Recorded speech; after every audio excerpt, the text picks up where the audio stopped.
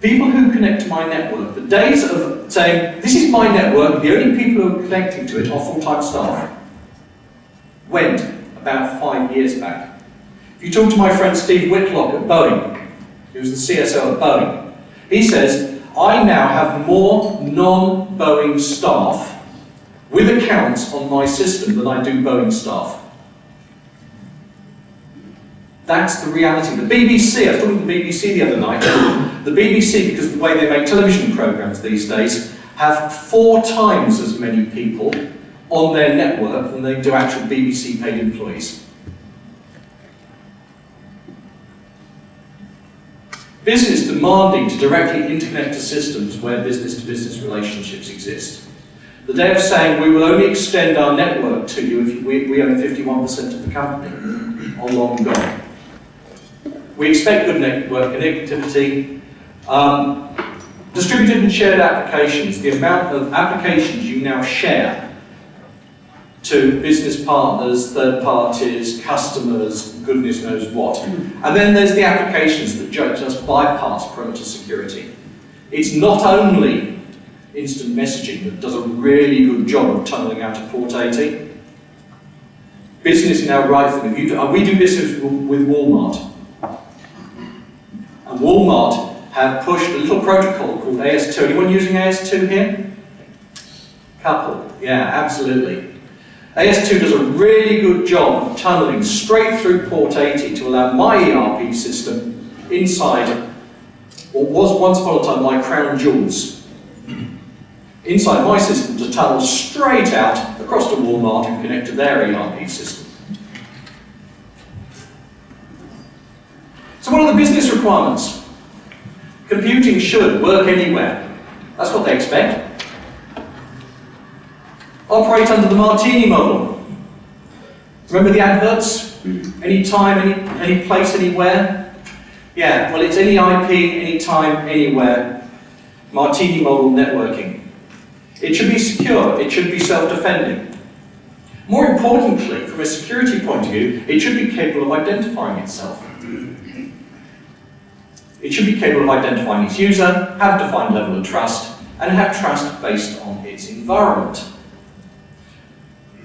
So in other words, if you're trying to connect to get some very important information, and the last login you had 10 minutes ago was in the office in London, when the same person logs on from an IP address in Russia, your systems probably should go, whoa, don't want to do that.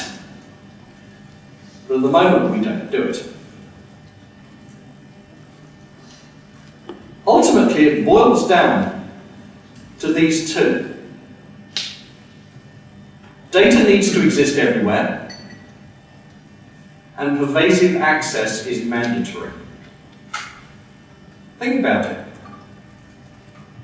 Ultimately, we should be concerned, I hope you've all been watching the fiasco of the British government over the last couple of days, 20 million personal records unencrypted on 2 CDs. I have to say, I have 3 children, my 3 children, and my wife will be on that CD, somewhere. So as a British citizen, yes, am I worried? Absolutely. We should be concerned primarily with information loss, not the loss of the physical asset. At the end of the day, I'm not offering this as a challenge, but if you steal my PC, my hard disk is encrypted.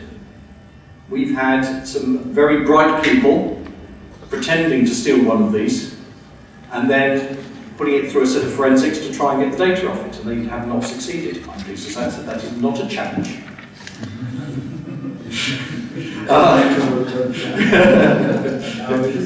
No, if you can see it, notice the DEFCON sticker, think twice before connecting to this PC.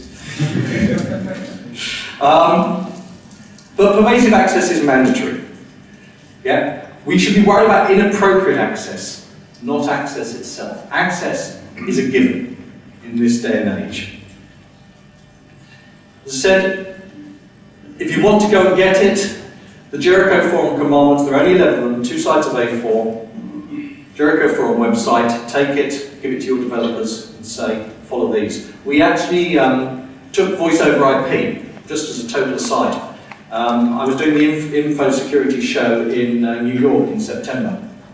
And as a bit of fun, we took voice over IP and mapped it to the Jericho Forum commandments, and it failed on all 11 counts. It's horribly insecure, we all know that.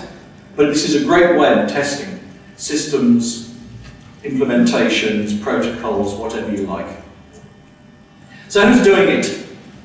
BP, number one on the London Stock Exchange, putting deperimeterization in practice. Currently, I'm told they have about 30,000 PCs who every single day connect to the raw internet as their main method of operating.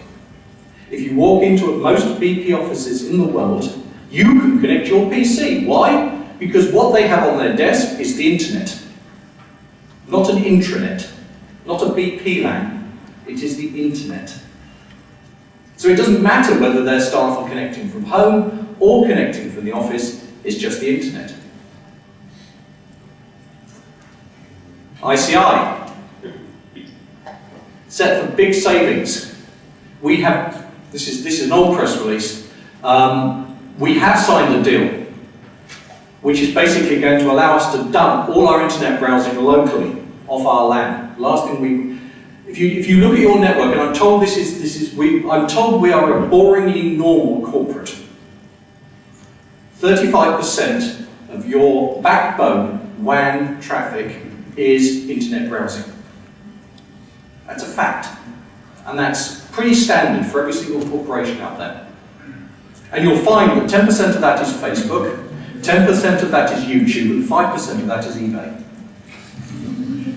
You wonder what your workers are really doing. But anyway, the reality is that if you can offload that off that very expensive WAN, you save yourself lots of money. So that's exactly what we're doing. Oh, and by the way, while we're doing that, we're extending the same security principles, because we're not throwing security away with letting them do that. We're actually giving them enhanced security for browsing the web, and we're extending that security so that when I'm sitting in a hotel with my PC connected, I get exactly the same security on my web browsing as I do when I'm in the office. So not only can't I go to playboy.com because it's a corporate PC, if I go to a malicious site accidentally, it will protect me incoming, and that will work whether I'm in-house or whether I'm in a hotel. And I don't have to VPN back into ICI to make that happen. KLM, anyone here from KLM or Air France? No? Okay. £2 million a year through laptop self-support. Remember what we were saying earlier about consumer devices? They're doing just that. They're going to remove their laptops off the network and give people allowances to buy their own. Why not? I need an in-computing device. I know best what actually I need to do my job every day. It might be that actually I don't do any kind of attachments, I don't do any kind of PowerPoint, all I do is receive text emails. So actually, I'm going to have a BlackBerry. It might be actually that 90% of what I do is Excel spreadsheets and PowerPoint and Word and everything else, and therefore I need a PC. But I know what I need to do my job properly, so give me a PC allowance instead. Exactly what KLM are doing.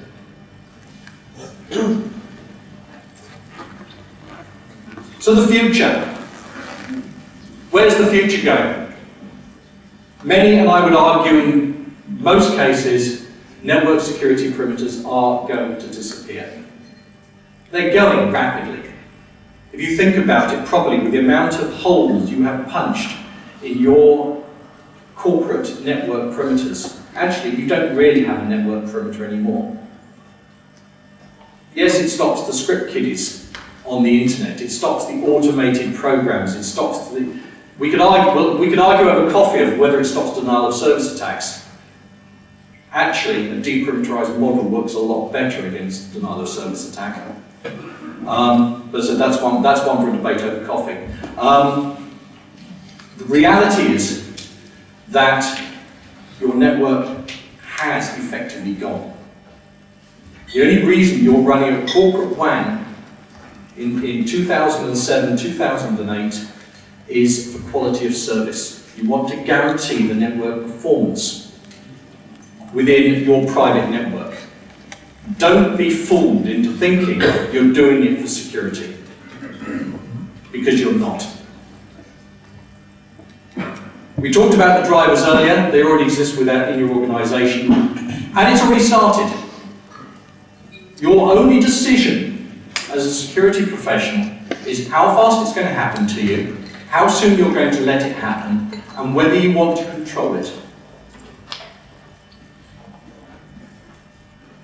Because if you don't decide to control it, it will control you.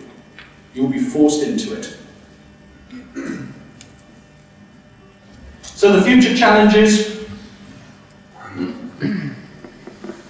data versus network. Remember what I was saying earlier about Ethernet being the thing that connected everything together, the lowest common denominator? That's been the problem. For 20 years, Ethernet has been the lowest common denominator connecting all these disparate systems together. And so this whole industry has grown up that we can do security at the network level. If you anyone here from the States? Hey! Have you seen the wonderful Cisco ads on the television over there about the self-defending network? Cisco do some really, really wonderful glossy adverts. They don't show over here. I haven't seen them in Europe. But in America, they show them on primetime television alongside things like the Super Bowl and other bits and pieces. Fantastic ads. Cisco can protect the network. And it's this Cisco self-defending network concept. It's bullshit. Great marketing, don't get me wrong. Fantastic marketing, but it's wrong. Sure, you can get the network to give you better quality of service. Yes, you can keep the lumps out of the network so that the packets you want to get through better. Yes, you can put quality of service into your packets to make sure that your video and voice has priority over background replication for notes. Absolutely. But that isn't security. That's quality of service. Don't be fooled.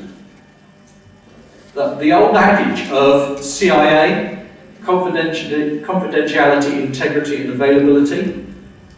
You know, again, another 20-year-old slogan that grew up because actually this was a very convenient acronym that spelt a three-letter American organization. It doesn't actually bear any relevance to security. Confidentiality and integrity, yes, security. Availability, quality of service. If you want more availability, you pay more money for it.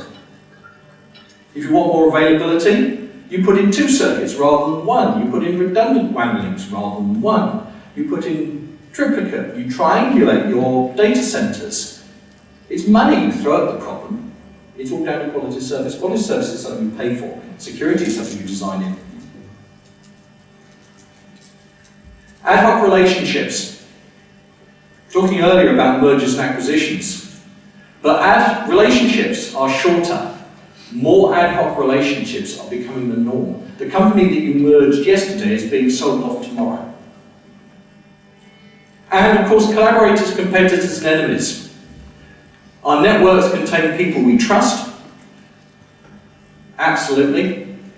But the problem is that we collaborate in one area of a business with a direct competitor in another. So we do business, for example, with DuPont. And we have joint ventures and other bits and pieces. In other areas, we are direct competitors. Talk to the military. The military even works because they're talking about, obviously, collaboration, military collaborations going on in Iraq, in Afghanistan, and other bits and pieces. And of course, all the NATO collaborations. And if you think about it from a military point of view, in some places they've got Chinese and Russians sitting on the same command and control network as NATO soldiers. And so in one area, they have to collaborate and share data. And in another area, they're direct competitors. Look at the press about what the Chinese government are doing in terms of hacking at the moment, allegedly. We need to share. things with people we don't trust. That's the norm.